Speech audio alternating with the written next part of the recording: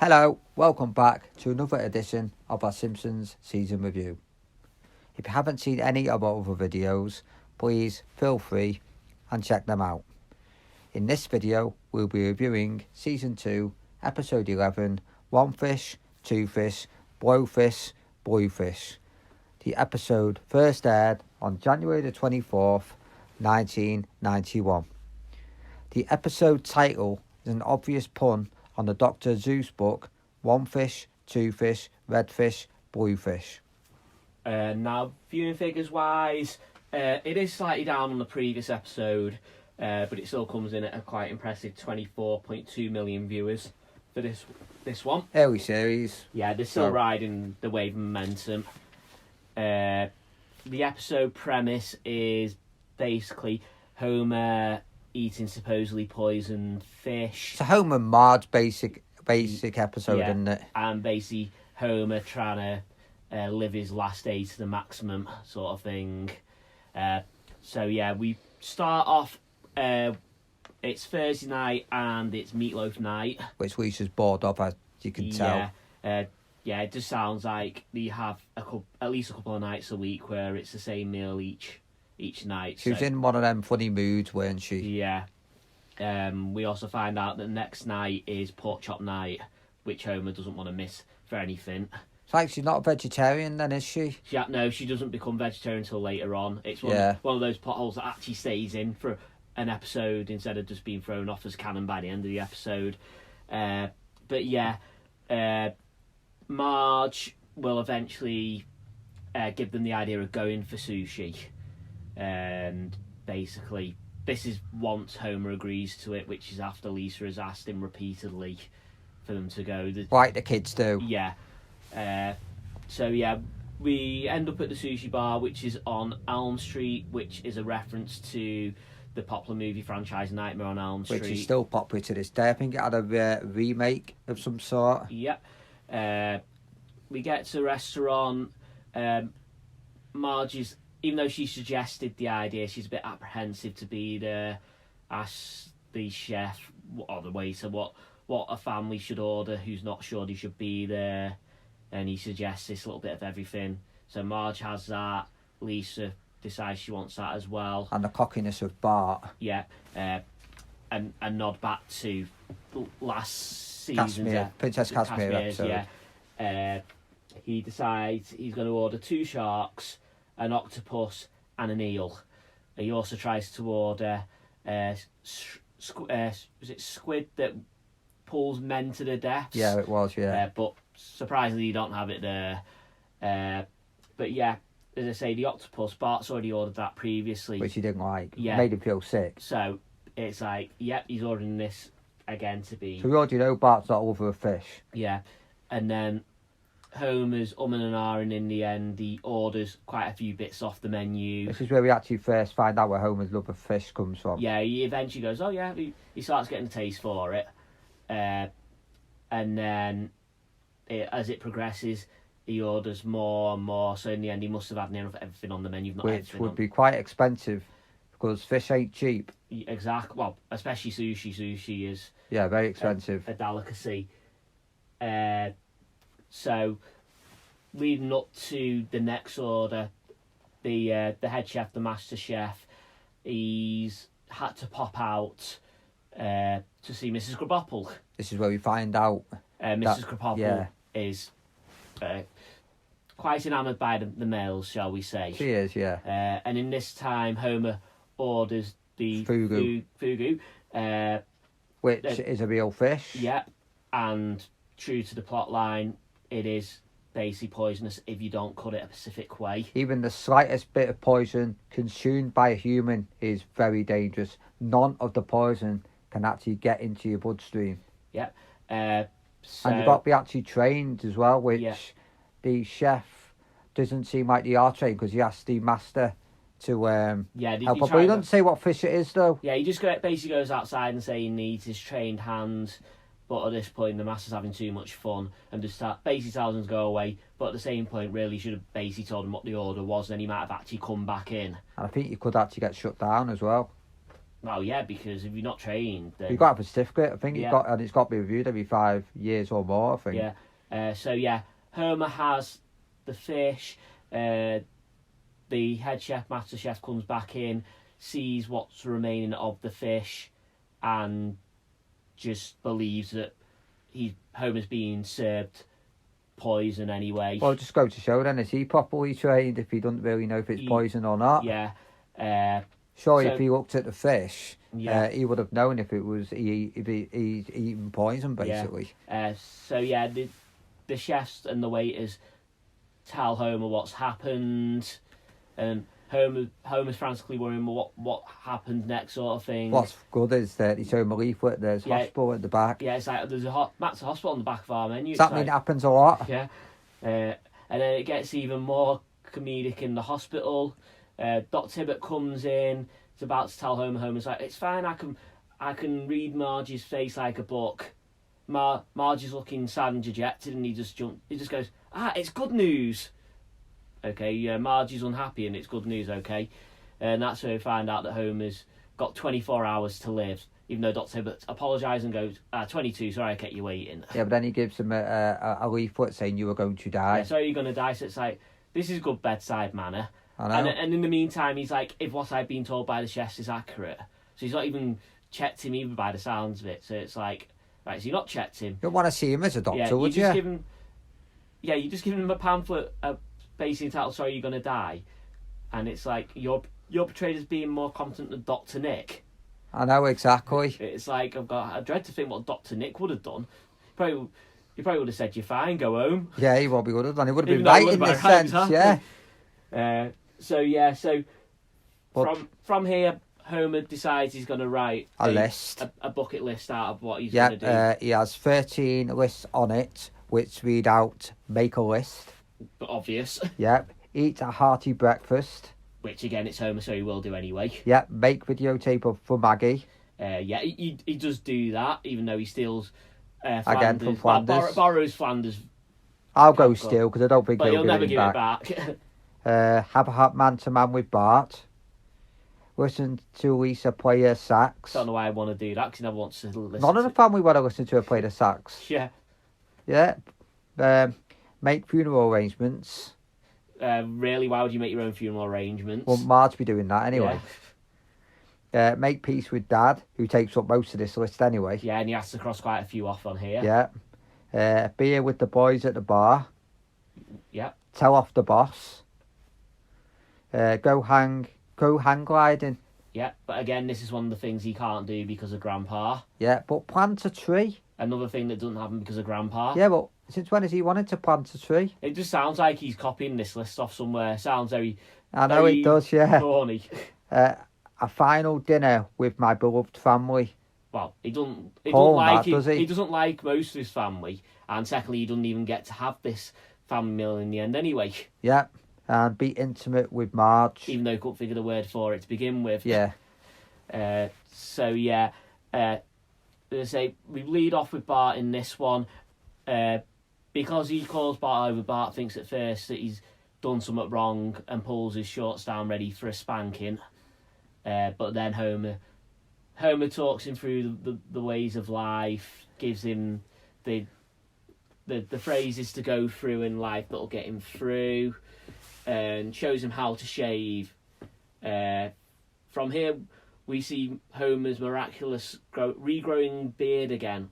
Which was also done in the Princess Cashmere episode. I believe so. Two hints to a previous episode. Was that coincidence or... That was in real life, would you want to shave? Exactly. Well, there'd be no point, would there? Yeah. So there's not much to say about the Lisa playing a sax, apart from she starts playing one song and Homer starts crying because it sounds like a sad song. We lead on to making the videotape to Maggie, as we said previously. He borrows/steals a camcorder from Ned. So as you say, he probably won't give it back to him.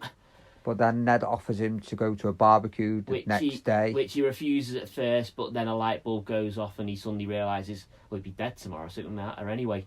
I'd like to know if he went.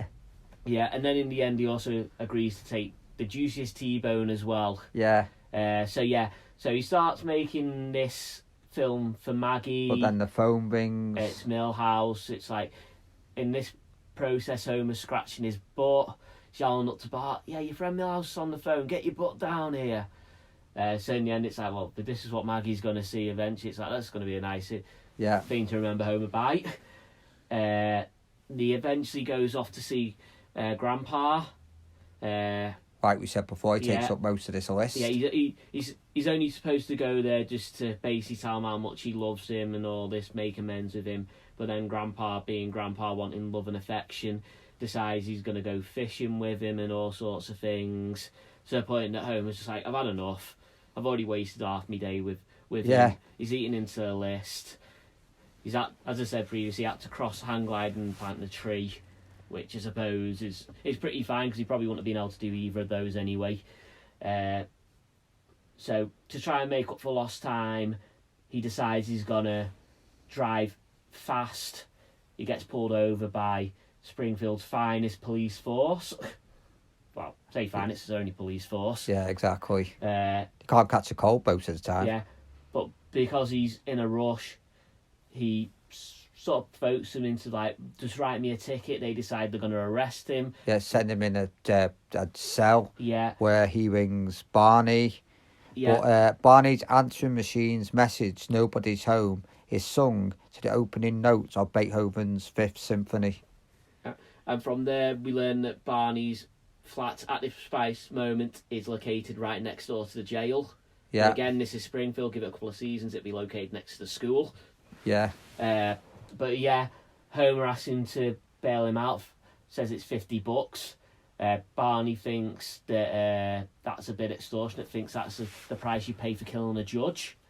Yeah. I doubt that very much. You get lots up for that probably. For life, probably. Yeah.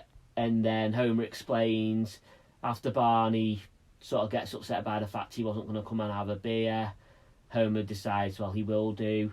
On the way to Moe's bar, they pass Mr. Burns, so Homer takes this opportunity to tell Mr. Burns to eat his shorts. And then as he drives off, Mr. Burns asks Smithers who it is. He still doesn't know who Homer is. And he's like, yeah, I want to see him on Monday morning. We'll see who eats whose shorts. So again, Homer's got himself in trouble.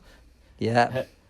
And then once he's had, well, he starts giving a speech at the bar about how he's going to miss everyone. He kisses everyone at the bar. Yeah. Some guy turns around and goes, he better be dying. So he's in for a beating in a couple of things. Oh yeah. They then leave the bar. And whether it happened before they got there or on the way home, the car's got a flat tyre. Homer decides he's going to do something uncharacteristic for him and decides he's going to run home. Wait, has Homer ever run home before? Not really.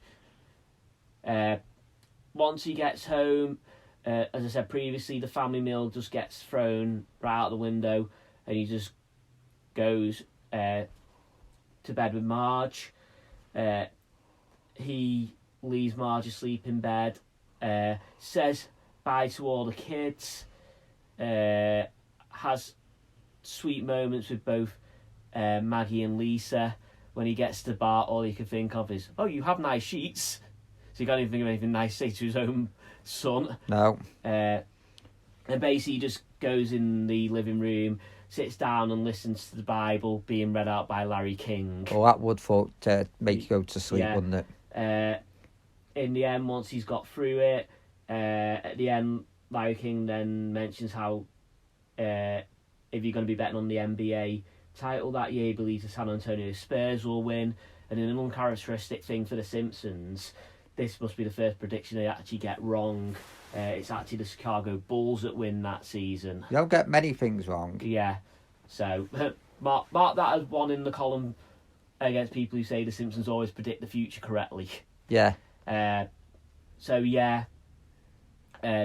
He then drops the Waterman in a scene that makes it look like he has actually passed away. Marge gets upset. She goes over to him, realises saliva's warm, and then basically shakes him awake.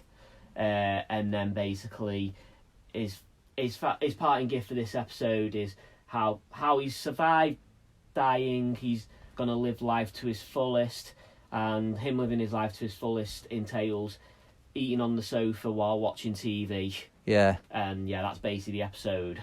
I will say, go back to when he was in the hospital. The 5 stages of grief were first laid out to him in Elizabeth Kubler-Ross's book on death and dying. That was the reference to that basically. Yeah, and with those, he sort of goes through the 5 stages of grief basically pretty quickly. Yeah. And also, the music playing when Homer runs home from Barney's broken down car is similar to the music that plays in The Graduate when Benjamin Braddock, Dustin Hoffman's character, races to break up the wedding of Elaine Robinson and Carl Smith. So they're still doing. They did a lot of references in the earlier Simpsons. Yeah, instead of what they do now, and it's basically the entire episode is just one great reference to something in particular. Yeah, that's what was good about the earlier Simpsons. Yeah, to be honest. And then just going into a bit of more background on it. The tune the Japanese master chef is whistling as he renters in the kitchen is a Japanese folk song, Sakura Sakura. Also, Homer, when he's drinking his beer, the image on the bottle is of Duffenhammer, which is a simplified rendering of the Great Wave of Kanawha by Hakusha. The same image is on the wall behind Homer. The music heard on Abe's TV as Homer enters is Rule Britannia, the 1740s song by Thomas Erne. There's also references to the movie DOA, including the kids singing in the restaurant and the doctor saying, "Sorry to keep you waiting." Quite a few references in this episode. Yeah. Moving on, at the Happy Sumo karaoke bar, Richie Saki sings Gypsies, Tramps and Thieves by Cher. And also the song that Bart and Lisa perform, most people will know Shaft. It's a theme from Shaft. Getting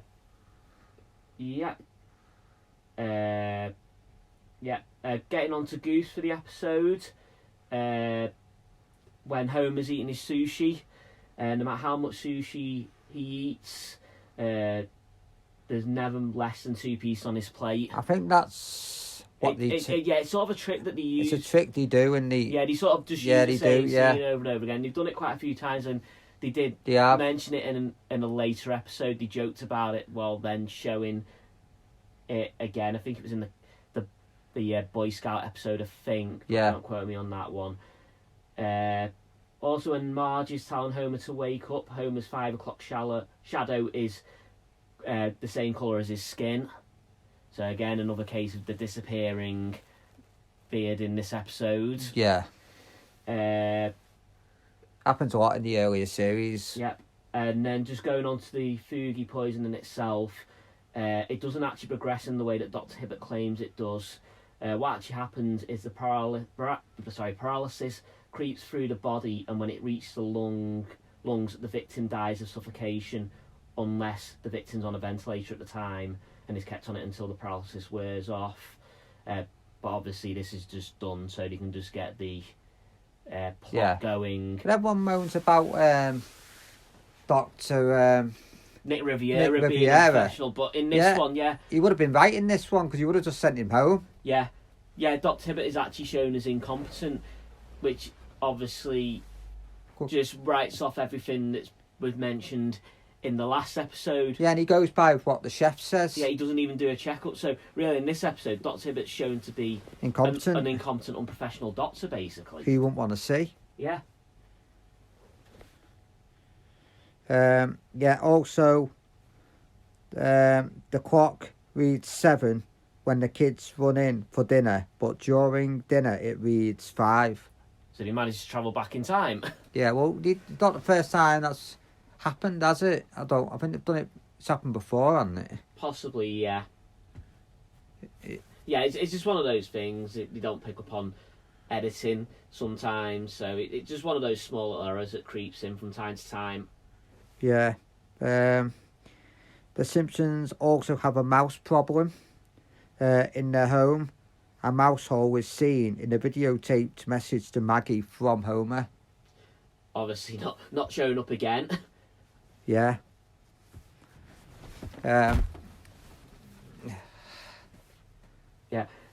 Also, in the ending credits, Homer was eating and watching TV. And this is actually a reused scene from last season's episode, Moaning Lisa. Yeah. So whether they run out of material for the show and just put that in as a last one, or whether that was just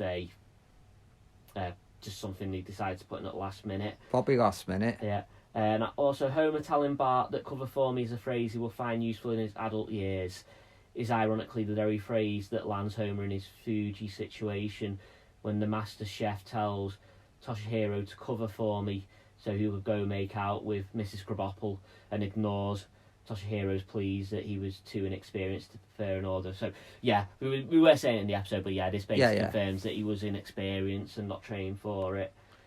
And yeah, we hit on it previously. Fugi is a real poisonous fish if it's cut improperly. Not every restaurant, hardly any restaurant actually cooks it. Yeah, just basically going a little bit more in depth with it. Sushi chefs must work for several years before being allowed to take tough tests in order to become certified to prepare it. I think they wanted it banned, but don't quote me on that. Yeah, although the Emperor of Japan is prohibited by law from eating it, which is understandable. Yeah, it is understandable. So, yeah. Well, that's it for the references and about the episode. Let's do the positive and the negatives. Like always, let's do the negative first. Well, negatives, we hit on it not that long ago. Dr. Hibbert in this episode. Definitely a negative. Incompetent doctor giving one of your patients a pamphlet saying you were going to die as well. And only going by what the chefs are telling you. If he was a good doctor, he would know. Yeah. Then a few negatives from the restaurant, having a map of the hospital on the menu. So that just goes to show it happens frequently at this restaurant. Yeah. The chef not being precise when he's talking to his chef, not actually telling him what meal has been ordered. Yeah. If he'd have actually told him, maybe he would have actually come in and prepared it. But then again, his reaction when he walks in, he's the reason for the whole problem in the first place. He believes it's been cut incorrectly. But if he was a trained chef with a certificate, like say 7 years or more experience training, he should know what if he's eating poison or not, because that fish will be on the side. If it's poisonous, he'll look at that and think, no, he's not at the poison fish, at poison part of it. He's only at the edible part. Wouldn't he have known? He should have done. He just basically taken a quick glance and gone, oh no. It's like, we believe. It's like, really? You can't just believe. Yeah. He's had that much experience. He should know.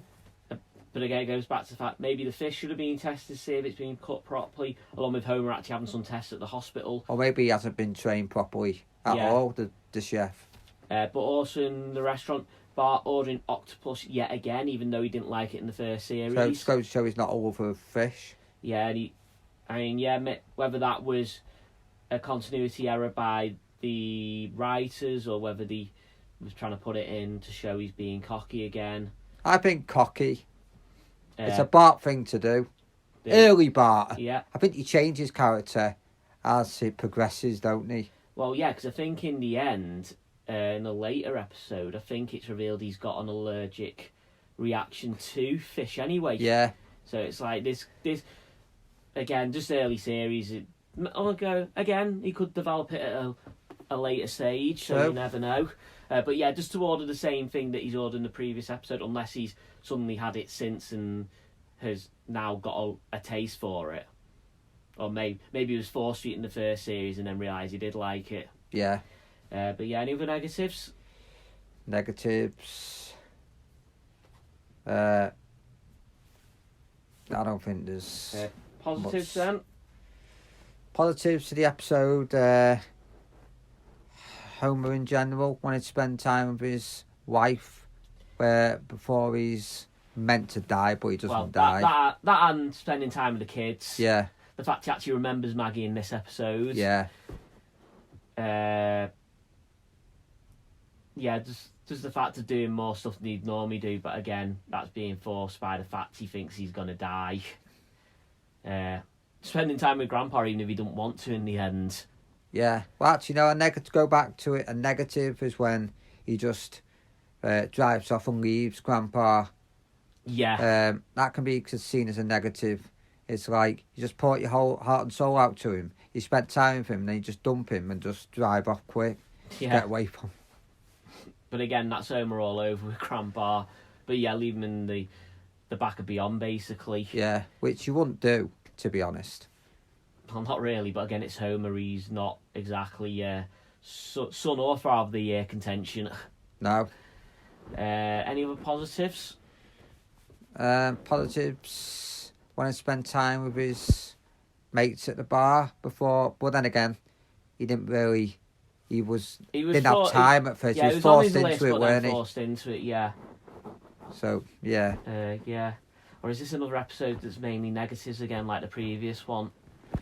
There is a few negatives, more negatives than positives, I should imagine, in this one. Yeah, I can't think of any other positives from it, to be honest. It's again. No, I'm struggling to think of a positive. It's a negative heavy one. It is, yeah. I think maybe just leave it there because I think it's probably one of those. It's just another negative-ish episode. A negative, wanting to listen to Lisa play the sax, but then when she plays, he's not really that interested anyway. Well, he don't want to listen. He never wants to listen to it anyway, so it just seems a bit strange. Yeah, and negative, I don't know if you agree, but when he's shaving, I know we said it before, it's happened before, that it just grows back. Yeah, I know obviously it's just animation, but it is a bit far-fetched. It just the point of why would you bother shaving and if it's just going to grow back straight away.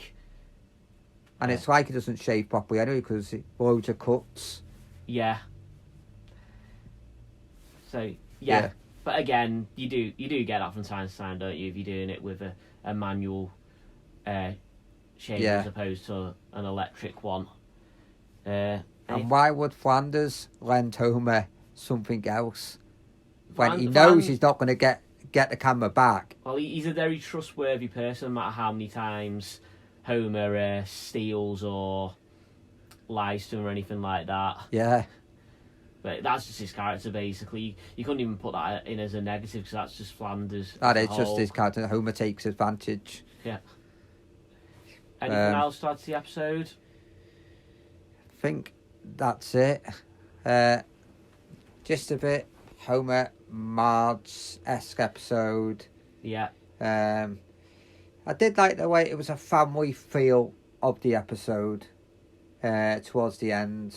Yeah, the family did so. I mean, that can be a positive as well. That could be a positive. When Marge wanted Homer to spend time with the family for one last meal. Well, a bit more of the whole family in there because the previous couple of episodes have only really focused on 2, maybe 3 of the family, whereas this one they're all sort of involved. It's sort of more a main Simpsons family episode. Yeah. Although it's like you say, it's a Homer and Marge one. So yeah, maybe a positive point to the fact that you've got all 5 main characters involved. Somewhere they all get decent enough screen time along with the main episode. Thing sort of. I think that's it with the episode. Yeah. If we've missed anything, you can think of a positive and a negative. Please comment down below. Like, share, subscribe. And we'll see you in the next video.